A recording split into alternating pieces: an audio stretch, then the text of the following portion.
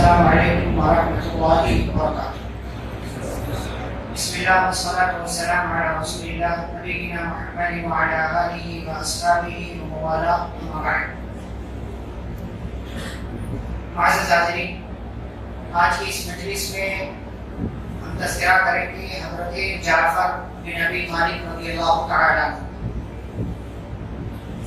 حضرت جعفر رضی اللہ تعالی عنہ کون ہیں، ان کا تعارف کیا ہے اور انہوں نے کون سے کارنامے انجام دیے، آئیے جانتے ہیں۔ سب سے پہلے ان کا نام جعفر بن ابی طالب بن عبد المطلب بن ہاشم بن عبد مناف، اور پھر اس کے بعد پوری تفصیل۔ تو گویا کہ یہ پیارے رسول صلی اللہ علیہ وسلم کے کون ہوئے؟ کزن، چچا زاد بھائی۔ حضرت جعفر رضی اللہ عنہ کے والد ہیں ابو طالب، جنہوں نے تقریباً 40 سال تک نبی صلی اللہ علیہ وسلم کی کفالت کی، تربیت کی، دیکھ ریکھ کیا، نبوت سے پہلے بھی اور نبوت کے بعد۔ اور ان کی ماں کا نام ہے فاطمہ بنت اسد۔ حضرت جعفر رضی اللہ عنہ کی ماں کا نام ہے فاطمہ بنت اسد۔ ان کا لقب کیا ہے؟ طیار۔ طیار کس کو کہتے ہیں؟ پلین کو، فلائٹ کو کیا ہے؟ طیار کہتے ہیں، یعنی اڑنے والا۔ تو حضرت جعفر رضی اللہ تعالیٰ عنہ کا لقب ہے طیار۔ اردو والا طیار نہیں، عربی والا طیار، طا سے، طا یا الف اور را۔ اور ایک اور لقب ہے ان کا ذوالجناحین، دو پر والے۔ اب یہ دونوں لقب کیوں ان کو ملے، یہ آگے ہم جانیں گے۔ حضرت جعفر رضی اللہ تعالیٰ عنہ کے 3 اور بھائی تھے۔ ایک بھائی طالب سب سے بڑے، ایک بھائی عقیل تیسرے نمبر پر یہ، اور چوتھے ان کے بھائی ہیں کون؟ حضرت علی رضی اللہ تعالی عنہ۔ اور کمال کی بات کیا ہے، ان چاروں بھائیوں کے درمیان 10 سال کا فاصلہ تھا۔ سب سے پہلے طالب، پھر ان سے 10 سال چھوٹے عقیل، ان سے 10 سال چھوٹے جعفر، ان سے 10 سال چھوٹے حضرت علی رضی اللہ تعالی عنہ۔ اور ان کی ایک بہن ہے جو بڑی مشہور ہے، ام ہانی رضی اللہ تعالی عنہ۔ ام ہانی رضی اللہ عنہ یہ پیدا کب ہوئی ہے؟ نبی صلی اللہ علیہ وسلم کی عمر جب 19 یا 20 سال کی تھی، اس سال حضرت جعفر رضی اللہ تعالی عنہ پیدا ہوئے۔ گویا کہ پیارے نبی صلی اللہ علیہ وسلم سے 19 یا 20 سال کے چھوٹے تھے۔ اور پھر اس کے بعد دیکھیں کہ اسلام کب انہوں نے قبول کیا۔ نبی صلی اللہ علیہ وسلم نے جب نبوت و رسالت کا اعلان کیا، اس وقت ان کی عمر کتنی رہی ہوگی؟ 20 سال۔ 20 سال چھوٹے تھے، نبی صلی اللہ علیہ وسلم کی عمر 40 سال کی ہوئی تو نبوت ملی۔ تو اس وقت ان کی عمر 20 سال تھی، تقریباً 20-21 سال۔ اور بالکل شروع میں ہی انہوں نے اسلام قبول کیا۔ ان سے پہلے گنتی کے 30 سے 35 لوگوں نے اسلام قبول کیا، بمشکل 30 سے 35 لوگوں نے اسلام قبول کیا تھا۔ بالکل شروع میں حضرت جعفر رضی اللہ تعالیٰ عنہ نے اسلام قبول کیا۔ اور نبی صلی اللہ علیہ وسلم جب حضرت ارقم رضی اللہ تعالیٰ عنہ کے گھر میں شفٹ ہوئے، دار ارقم جسے کہتے ہیں، وہاں شفٹ ہونے سے پہلے ہی حضرت جعفر رضی اللہ تعالیٰ عنہ اسلام قبول کر چکے تھے۔ اب یہ ہجرت کا، نبوت کا یہ چوتھا سال تھا۔ اس کے بعد 5واں سال آیا تو نبی صلی اللہ علیہ وسلم نے صحابہ پر ظلم و ستم جب دیکھا تو صحابہ کرام کو ہجرت کرنے کا حکم دیا۔ ہجرت کا پہلا قافلہ حبشہ کی طرف گیا، تقریباً 18 لوگ تھے، اور دوسرا قافلہ گیا تو اس میں تقریباً 98 افراد تھے، جس میں 82 مرد اور 18 عورتیں تھیں۔ دوسرے والے قافلے کے ساتھ حضرت جعفر رضی اللہ تعالیٰ عنہ ہجرت کرنے کہاں گئے؟ حبشہ۔ اور ان کی بیوی حضرت اسماء بنت عمیس رضی اللہ تعالیٰ عنہ ان کے ساتھ تھی۔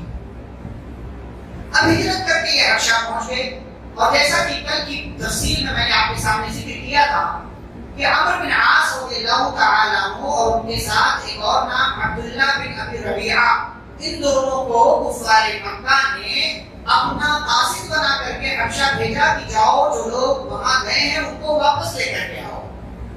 حضرت جعفر رضی اللہ تعالیٰ عنہ چونکہ فصیح و بلیغ انسان تھے، بولنے میں ماہر تھے، اور ایک تو نبی صلی اللہ علیہ وسلم کے قریب بھی تھے۔ عمرو بن عاص اور عبداللہ بن ربیعہ جب حبشہ کے بادشاہ نجاشی کے پاس پہنچے اور وہاں ان کے سامنے بری بات رکھی تو حبشہ کے بادشاہ نجاشی نے مسلمانوں کو بلایا۔ مسلمان گھبرائے کہ اب ہمارے ساتھ کیا سلوک ہونے والا ہے، لیکن بہرحال فیصلہ یہ کیا کہ ہمیں سچ بولنا ہے۔ اور ان لوگوں نے اپنا امیر بنا لیا حضرت جعفر رضی اللہ تعالیٰ عنہ کو کہ ہماری طرف سے ترجمانی کریں گے، بادشاہ جو کچھ پوچھے گا اس کا جواب حضرت جعفر رضی اللہ تعالیٰ عنہ دے۔ اب بادشاہ کے دربار میں پہنچے، بادشاہ نے سوال کیا بھائی تمہارا معاملہ کیا ہے؟ تم اپنے علاقے کے لوگوں سے، اپنے ایریے سے، اپنے بھائیوں سے، اپنے خاندان والوں سے بھاگ کر کے ہمارے پاس آئے ہو، کیا مسئلہ ہے؟ تمہیں یہ دو لوگ لے کر کے جانے کے لیے آئے ہیں، ہم سے ایسی اور ایسی بات کر رہے ہیں، بتاؤ تمہارا کیا مسئلہ ہے، تمہاری قوم سے کیا جھگڑا ہے؟ حضرت جعفر رضی اللہ تعالیٰ نے چھوٹی سی تقریر کی، ایک چھوٹی سی اسپیچ تھی۔ اس اسپیچ کے اندر جو سچائی تھی وہ سچائی من معن ایز اٹ از بادشاہ کے سامنے پیش کر دی۔ کہا اے بادشاہ، ہم جاہل تھے، ہم مردار کھاتے تھے، ہم بتوں کی پوجا کرتے تھے، ہم رشوت کھاتے تھے، ہم سود کھاتے تھے، ہم لڑکیوں کو زندہ دفن کر دیا کرتے تھے، ہم شراب پیتے تھے، ہم جوا کھیلتے تھے، ہمارے اندر طرح طرح کی برائیاں تھیں۔ ایک اللہ کو چھوڑ کر ہم غیر اللہ کی عبادت کرتے تھے کہ اچانک ہمیں میں سے ہمارا ہی ایک بندہ، ہمارا ہی اپنا ایک بھائی، ہمارے خاندان کا ایک بندہ جس کو ہم جانتے تھے وہ اٹھ کھڑا ہوا، اس نے ہمیں ایک اللہ کی طرف بلایا، ایک معبود کی طرف بلایا، کہا لوگو ایک اللہ کی عبادت کرو، بتوں کی پتھروں کی عبادت کو چھوڑ دو، رشوت نہ لو، سود نہ کھاؤ، آپس میں دوسرے کا قتل نہ کرو، انسانیت کو فروغ دو، لڑکیوں کو زندہ دفن نہ کرو، اور اس قسم کی اور کئی اچھائیوں کی طرف ہمیں بلایا، برائیوں سے دور رہنے کی تلقین کی۔ اس بندے پر اس کے رب کی جانب سے ایک کلام نازل ہوا، اس کلام کے ذریعے وہ ہمیں ہدایت کا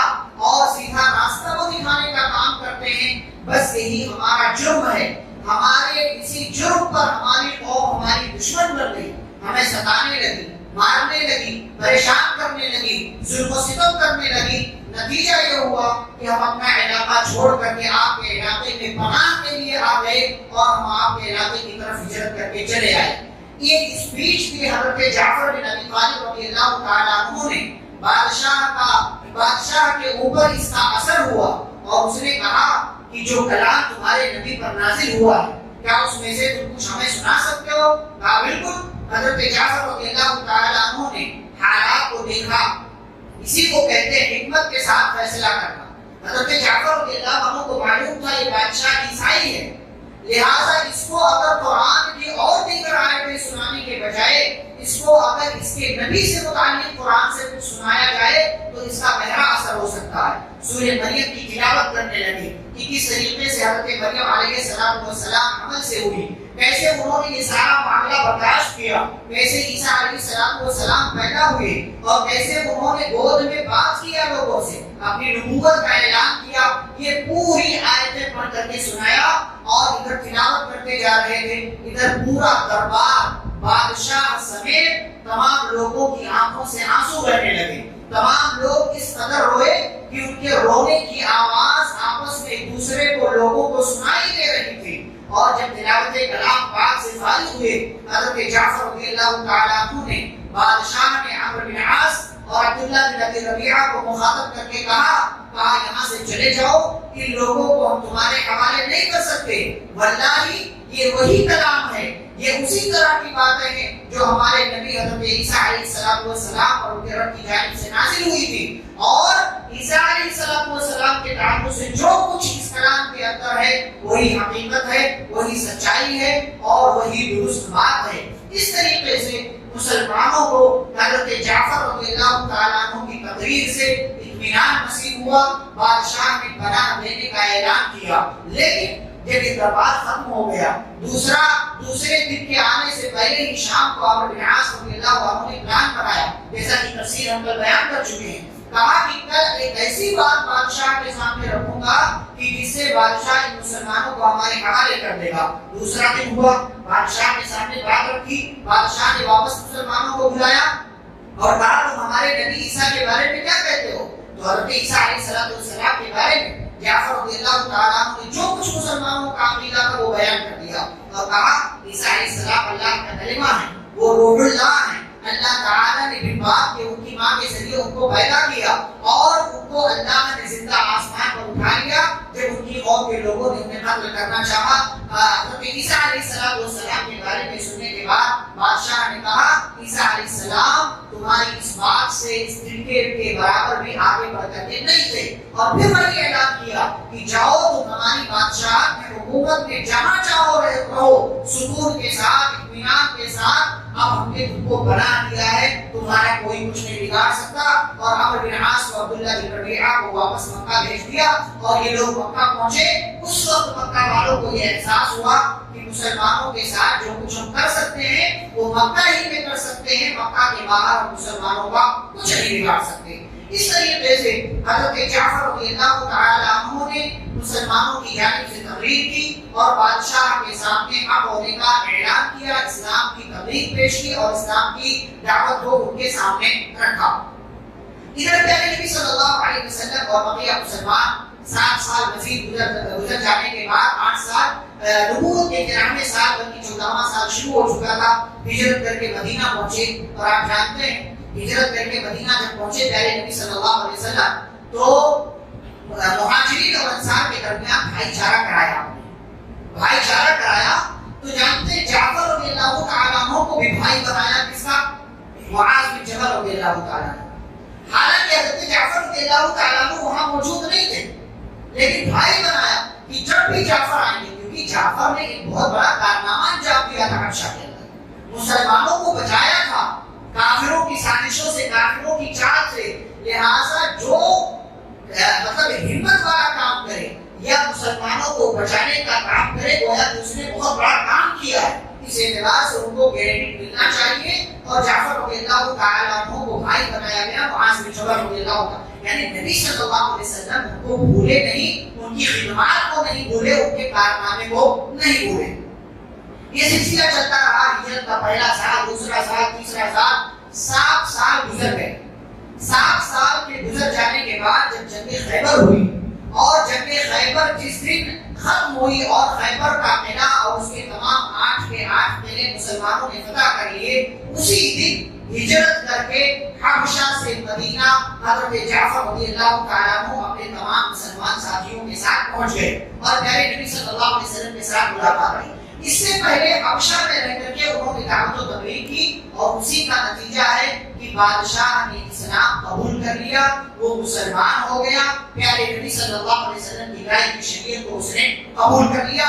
حضرت جعفر رضی اللہ تعالیٰ عنہ کے ہاتھ پر اس نے اسلام قبول کیا۔ نبی صلی اللہ علیہ وسلم کے پاس حضرت جعفر رضی اللہ تعالیٰ عنہ جب پہنچے تو آپ صلی اللہ علیہ وسلم نے بڑی محبت سے ایک جملہ کہا اور شاندار جملہ کہا، ما ادری بِأَيِّهِمَا أَشَدُّ فَرْحًا، کہا مجھے نہیں معلوم کہ آج کے دن مجھے کس چیز کی زیادہ خوشی ہے، اپنے بھائی جعفر کے آنے کی یا خیبر کا علاقہ فتح کرنے کی۔ اتنا عظیم کارنامہ حضرت جعفر رضی اللہ تعالیٰ عنہ نے دیا تھا حبشہ میں رہ کر کے کہ پیارے نبی صلی اللہ علیہ وسلم ان کی خدمت کو نہیں بھولے، ان کے کام کو نہیں بھولے، بلکہ ان کے آنے کو خیبر کے علاقے کے فتح کرنے کے برابر قرار دیا اور کہا کہ مجھے نہیں پتا مجھے جعفر کے آنے کی زیادہ خوشی ہے یا خیبر کے علاقے کے فتح ہو جانے کی زیادہ خوشی ہے۔ بہرحال جعفر رضی اللہ تعالیٰ عنہ مدینہ پہنچ گئے۔ اس اعتبار سے انہیں 2 ہجرت کرنے والے خوش نصیبوں میں ان کا شمار ہوا، ایک حبشہ کی جانب اور دوسرے مدینہ کی جانب۔ اب جب حبشہ سے مدینہ میں پہنچ گئے، پھر اس کے بعد ہجرت کا 8واں سال شروع ہوا، مکہ فتح ہو گیا اور مکہ فتح ہو جانے کے بعد اس سے پہلے، مکہ فتح ہونے سے پہلے جمادی الاولیٰ کے مہینے میں جنگ بھوتا پیش آئی، جس کی تفصیل ہم خالد بن ولید رضی اللہ تعالیٰ عنہ کے واقعے میں اختصار کے ساتھ بیان کر چکے ہیں۔ یہاں پر تذکرہ حضرت جعفر رضی اللہ تعالیٰ عنہ کے حوالے سے کرنا ہے۔ آپ جانتے ہیں 3000 کا لشکر پیارے نبی صلی اللہ علیہ وسلم نے بھیجا اور سامنے کتنا لشکر تھا؟ 2 لاکھ، 1 لاکھ میدان میں اور 1 لاکھ بیک اپ کے طور پر 2 لاکھ، ادھر 3000۔ پیارے نبی صلی اللہ علیہ وسلم نے 3 کمانڈر مقرر کیے، زید بن حارثہ، ان کو شہید کر دیا جائے تو جعفر، ان کو شہید کر دیا جائے تو عبداللہ بن رواحہ۔ زید بن حارثہ رضی اللہ عنہ کی قیادت میں یہ قافلہ آگے بڑھا اور موتا نامی مقام پر یہ علاقہ ہے، یہ فوج پہنچی اور یہ لشکر پہنچا اور ترتیب دی گئی، لڑائی شروع ہوئی، زید بن حارثہ رضی اللہ تعالیٰ کو شہید کر دیے گئے، کا تذکرہ انشاءاللہ آگے کریں گے۔ پھر اس کے بعد جعفر رضی اللہ تعالیٰ عنہ نے اسلامی جھنڈا، اسلامی لشکر کا علم اٹھا لیا اور لڑتے رہے۔ تاریخ کی کتابوں میں یہ بات محفوظ ہے کہ ان کا داہنا ہاتھ کاٹ دیا گیا تو انہوں نے بائیں ہاتھ سے جھنڈا پکڑ لیا، بائیں ہاتھ کاٹ دیا گیا تو جھنڈے کو انہوں نے اپنے سینے سے چپٹا لیا، زخم پر زخم کھاتے رہے اور لیڈر، سپہ سالار، کمانڈر ہونے کا ثبوت پیش کرتے رہے، آگے بڑھ کر حملہ کرتے رہے، اسلامی جھنڈے کو اٹھا کر کے رکھا کہ مسلمانوں کے حوصلے پست نہ ہو، یہاں تک کہ حضرت جعفر رضی اللہ تعالیٰ عنہ کو شہید کر دیے گئے۔ اور صحابہ نے بیان کیا کہ بعد میں ہم نے اپنے کمانڈر، اپنے سپہ سالار حضرت جعفر رضی اللہ تعالیٰ عنہ کی لاش کا معائنہ کیا تو ہم نے دیکھا ان کے جسم پر 90 سے زیادہ زخم تھے، 90 سے زیادہ زخم تھے اور سارے کے سارے زخم سامنے والے حصے پر تھے، پیچھے کوئی زخم نہیں تھا۔ یہ بہادر کی علامت ہے، یہ شجاع ہونے کی علامت ہے، یہ ایک مجاہد کی علامت ہے کہ حضرت جعفر رضی اللہ تعالیٰ عنہ نے بھرپور مقابلہ کیا اور مسلمانوں کو کافروں کے اور رومیوں کے نرغے سے بچاتے رہے۔ حضرت جعفر رضی اللہ تعالیٰ عنہ شہید کر دیے گئے۔ ان کی بیوی حضرت اسماء بنت عمیس رضی اللہ تعالیٰ عنہ بیان کرتی ہیں کہ پیارے نبی صلی اللہ علیہ وسلم جس دن موتا کی جنگ ہوئی میرے گھر میں تشریف لائے، میرے بچوں کو اپنے سے چمٹا لیا، بڑے افسردہ نظر آ رہے تھے، غمگین نظر آ رہے تھے، آپ کے چہرے سے غم ظاہر ہو رہا تھا۔ میں نے پوچھا اللہ کے رسول صلی اللہ علیہ وسلم کیا معاملہ ہے، کیا کوئی غم کی خبر ہے؟ کہا اسماء تمہارے شوہر جعفر شہید کر دیے۔ کہتی میں رونے لگی اور میں اس قدر روئی کہ میں گھر میں گئی اور آواز شوہر کا غم، شوہر کے انتقال اور شہید ہو جانے کی خبر ملی، بچے یتیم ہو گئے، میں بیوہ ہو گئی۔ کہتے مجھے مجھے بڑی تکلیف ہوئی اور میں رونے لگی۔ پیارے نبی صلی اللہ علیہ وسلم نے مجھے تسلی دی اور تسلی دیتے ہوئے کہا اسماء پریشان نہ ہو، تمہارا شوہر شہید ہوا ہے، تمہارا شوہر شہید ہوا، اور کہا ابدلہ اللہ بجناحین یطیر بہما فی الجنۃ، کہا اللہ نے تمہارے شوہر کے دونوں ہاتھوں کے بدلے انہیں 2 پر دے دیا ہے اور وہ ان 2 پروں کے ذریعے جنت میں جہاں چاہتے ہیں اڑ کر کے چلے جاتے ہیں، فرشتوں کے ساتھ جہاں چاہتے ہیں اڑ کر کے چلے جاتے ہیں۔ اسی وجہ سے جعفر رضی اللہ عنہ کو طیار کہا جاتا ہے، اڑنے والا، اسی وجہ سے انہیں ذوالجناحین کہا جاتا ہے، 2 پروں والے۔ اللہ تعالیٰ نے ان کے 2 ہاتھوں کے بدلے انہیں 2 پر عطا کر دیے۔ مسلمانوں کو جعفر رضی اللہ تعالیٰ عنہ کی شہادت سے بڑا گہرا غم ہوا اور پیارے نبی صلی اللہ علیہ وسلم کو بڑی تکلیف ہوئی اور آپ صلی اللہ علیہ وسلم اسماء رضی اللہ عنہا کے گھر سے باہر نکلے، مسلمانوں کے درمیان اعلان کیا، کہا جعفر کے گھر والوں کے لیے کھانا تیار کرو کیونکہ ان کے گھر والا، ان کے گھر کا مالک کو شہید کر دیا گیا ہے، اللہ کے راستے میں اس نے اپنی جان کو قربان کر دی۔ اس طریقے سے حضرت جعفر رضی اللہ تعالیٰ عنہ شہید ہوئے جمادی الاولیٰ سن 8 ہجری میں جنگ موتا کے موقع سے، اور وہی موتا کے علاقے میں اردن کا علاقہ ہے جو آپ جانتے ہیں، وہیں پر ان کی تدفین ہوئی۔ انہوں نے صرف ایک شادی کی جن کا نام میں نے بیان کیا، اسماء بنت عمیس رضی اللہ عنہا۔ اب ان کے بارے میں بھی مختصر تذکرہ کر دوں، کیا خوش نصیب خاتون ہے، قربان جائے ایسی خاتون پر کہ پہلے رہی حضرت جعفر رضی اللہ تعالیٰ عنہ کے نکاح میں۔ جعفر رضی اللہ عنہ شہید ہو گئے، جانتے ہیں کہ کس نے نکاح کیا ان سے؟ ابو بکر صدیق رضی اللہ عنہ۔ ابو بکر صدیق رضی اللہ عنہ سن 13 ہجری میں ان کی وفات ہو گئی، تو جانتے ہیں کس نے شادی کی؟ حضرت علی رضی اللہ تعالیٰ۔ ایک شہید اور 2 خلیفہ کی بیوی، بلکہ 2 شہید اور 2 خلیفہ کی بیوی رہ چکی۔ حضرت جعفر بھی شہید ہوئے، حضرت علی بھی شہید ہوئے، حضرت ابو بکر خلیفہ، حضرت علی خلیفہ۔ اتنی عظیم خاتون ہے، 2 شہید اور 2 خلیفہ کی بیوی ہونے کا حضرت اسماء رضی اللہ تعالیٰ عنہا کو شرف۔